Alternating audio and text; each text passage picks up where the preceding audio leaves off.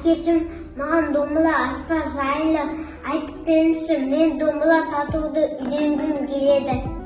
Балам, бұл қазақтың ұлттық аспабы домбыра. Қазақ халқының төл өнерін қозғағанда ең алдымен домбыра есіме түседі. Қазақ халқының тарихында домбыра киелі аспап болып саналады. Қазақ халқы домбыраны төріне іліп қойған, және де жанына серік еткен балам. Сондықтан да қазақ ата-бабамыз нағыз қазақ емес, нағыз қазақ домбыра деп ұлағатты сөз қалдырған.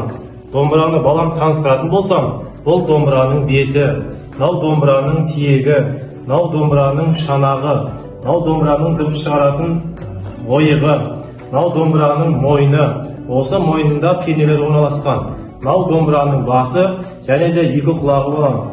Осы домбыраны біз өскелең ұрпаққа дәріптеуіміз керек. Домбыра түрлі ағаштардан жасалады.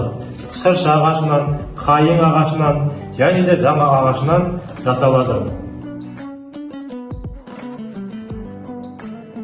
Анашым, бұл не? Бұл шашбау. Шашбауды егде заманда қазақтар жын шайтанды қашыру үшін тағады. Қыз келіншектер көз тимесін деп тағады. Қазір саған осы шашбауды шашыңа әдемілеп мен тағып берейін.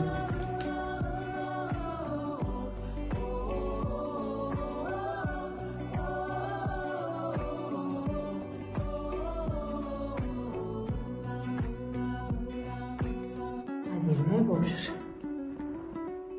Балам, мен саған қазақтың ұлттық аспап домбыра мен халық әнін айтып берейін. Және де мен саған домбыра тартуды үйретемін.